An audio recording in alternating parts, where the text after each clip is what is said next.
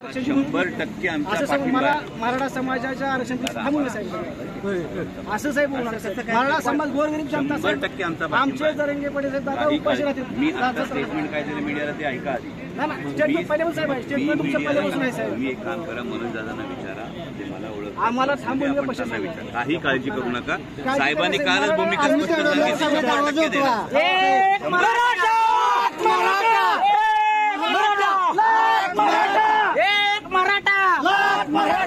जरंगे पडे तुम आगे बढ़ो, हम तुम्हारे साथ हैं. जरंगे पडे तुम आगे बढ़ो.